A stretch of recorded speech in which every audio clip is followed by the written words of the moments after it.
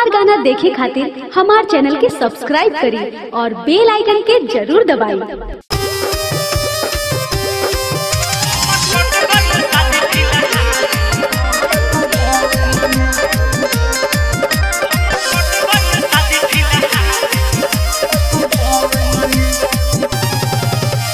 छप गइल रहे बाबा शादी वाला कार्ड जी, करे नीनी होडा हम होई के लाचार जी।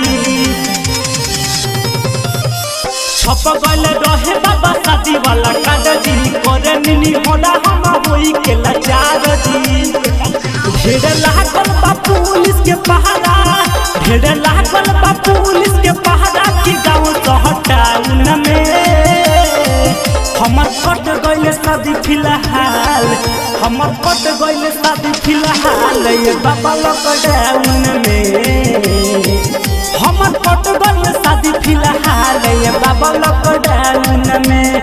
हा हा हा हा मिक्स बाय चंदन पांडे। हमर कट गइल शादी फिलहाल ये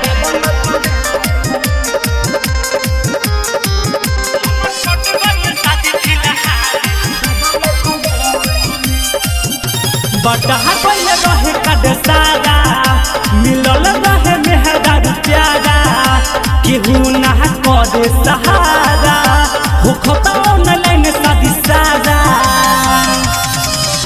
बटहा गइल रहे कद सारा, मिलल रहे मेहरारू प्यारा, केहू ना करे सहारा, होखता ऑनलाइन शादी सारा।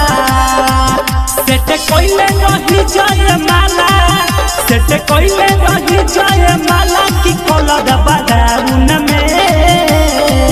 हमर कट गइल शादी फिलहाल, हमर कट गइल शादी फिलहाल ये बाबा लॉकडाउन में।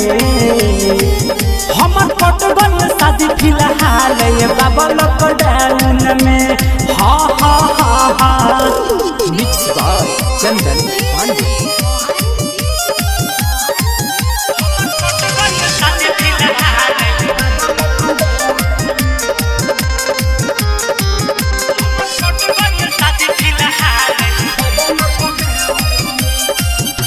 कुआरे के बुझी परेशानी, सुनी बाबा भरदानी, कि समसा दे करे बिनतिया, साचे हम कहत बानी। कुआरे के बुझी परेशानी, सुनी बाबा भरदानी, कि समसा दे करे बिनतिया, साचे हम कहत बानी। दीपक दुल्हा भइल परेशान, असगर दुल्हा भइल परेशान किए महीना में। हमर कट गइल शादी फिलहाल, हमर कट गइल शादी फिलहाल ये बाबा लॉकडाउन में। हमर कट गइल शादी फिलहाल ये बाबा लॉकडाउन में। हा हा हा मिक्स बाय चंदन पांडे। अरे पूरा इंडिया हिली बाबू, खाली तू देखत जा।